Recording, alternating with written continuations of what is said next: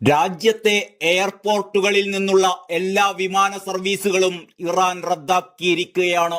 ഇന്നലെ രാത്രി 9 മണി മുതലാണ് നിയന്ത്രണം. തീരുമാനത്തിനു പിന്നിലെ യഥാർത്ഥ കാരണം വെളിപ്പെടുത്തിയിട്ടില്ല. അതേസമയം പ്രവർത്തന നിയന്ത്രണം ഏർപ്പെടുത്തിയിരിക്കുന്നു എന്നാണ് ഔദ്യോഗിക വക്താവ് വാർത്താക്കുറിപ്പിൽ അറിയിച്ചത്. ഹമാസിന്റെ ഒക്ടോബർ 7 ആക്രമണത്തിന് 1 വർഷം തികയുന്ന ഇന്ന് പശ്ചിമേഷ്യയിൽ രൂക്ഷമായ ആക്രമണം ഉണ്ടായേക്കാമെന്ന ഭീതി ശക്തമാണ്. കഴിഞ്ഞ ചൊവ്വാഴ്ച 200 മിസൈലുകൾ തൊടുത്തുവിട്ട് ഇസ്രായേലിനെ ഇറാൻ ആക്രമിച്ചിരുന്നു. തിരിച്ചടിക്കുമെന്ന് പറഞ്ഞ ഇസ്രായേൽ ഇതുവരെ എപ്പോൾ എങ്ങനെ ആക്രമിക്കുമെന്ന് വ്യക്തമാക്കിയിട്ടില്ല. ചൊവ്വാഴ്ച മിസൈൽ ആക്രമണം നടത്തിയതിന് പിന്നാലെ ഇറാനിലെ വ്യോമപാത 2 ദിവസത്തേക്ക് അടച്ചിട്ടിരുന്നു. പിന്നീട് വ്യാഴാഴ്ചയാണ് വ്യോമഗതാഗതം പുനരാരംഭിച്ചത്. സുരക്ഷാ മുൻകരുതൽ എന്നോണം സ്വീകരിച്ച നടപടി എന്നാണ് ഇതേക്കുറിച്ച് ഇറാൻ വിശദീകരിച്ചിരുന്നത്. അതേസമയം ഇറാനിയൻ വ്യോമപാത ഒക്ടോബർ 31 വരെ ഒഴിവാക്കാനാണ് European union aviation safety agency നൽകിയിരിക്കുന്ന നിർദ്ദേശം. ഇസ്രായേൽ ഇറാനിലെ എണ്ണപ്പാടങ്ങൾ ആക്രമിക്കുമോ എന്ന ആശങ്കയും നിലനിൽക്കുന്നുണ്ട്.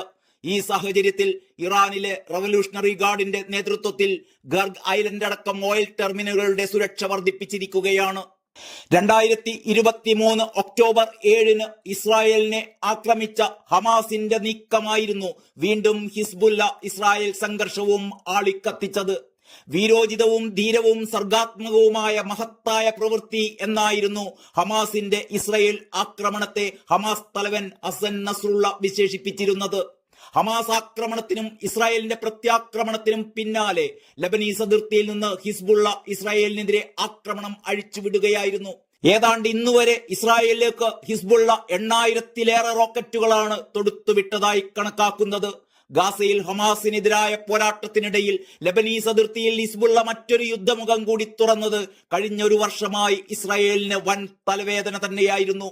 നസ്രുള്ള തന്നെയായിരുന്നു ഈ തന്ത്രത്തിന്റെ തലയെന്ന് ഇസ്രായേലിന് വ്യക്തവുമായിരുന്നു. അനുചരന്മാരുടെ സംരക്ഷണ വലയത്തിൽ അതീവ സുരക്ഷിതനായി കഴിഞ്ഞിരുന്ന വ്യക്തിയായിരുന്നു ഹസൻ നസ്രുള്ള.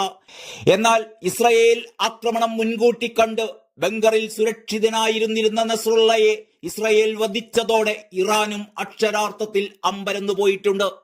എന്തായാലും ഗാസയിൽ ഹമാസിനെ നാമാവശേഷമാക്കിയതിന് പിന്നാലെ അടുത്ത ലക്ഷ്യം ഹിസ്ബുള്ളയാണ് എന്ന് ഇസ്രായേൽ പ്രഖ്യാപിക്കുകയായിരുന്നു. അതിന്റെ മുന്നറിയിപ്പായിരുന്നു ഹിസ്ബുള്ള ഉപയോഗിച്ചിരുന്ന പേജറുകളിലും വോക്കി ടോക്കികളിലും സ്ഫോടനം നടത്തിയത്.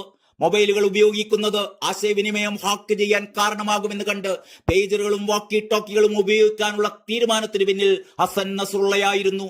ഈ നീക്കം തന്നെ ഹിസ്ബുള്ളക്ക് വിനയാകുന്നതായിരുന്നു പിന്നീട് കണ്ടത്. ഹസൻ നസ്രുള്ളയടക്കം ഹിസ്ബുള്ളയുടെ പ്രധാന നേതാക്കളെ ഒന്നടങ്കം വളരെ ആസൂത്രിതമായി വധിക്കാൻ ഇസ്രായേൽ സ്വീകരിച്ച തന്ത്രം എന്തായാലും അത് വിരൽ ചൂണ്ടുന്നത് ഹിസ്ബുള്ളയുടെ സുരക്ഷാ സംവിധാനത്തിൽ വരെ ഇസ്രായേൽ ചാരന്മാർ നുഴഞ്ഞു കയറിയിരിക്കുന്നു എന്ന സൂചനയിലേക്കാണ്. ഇതിനെ മറികടക്കാൻ ഹിസ്ബുള്ളക്ക് കഴിയുമോ?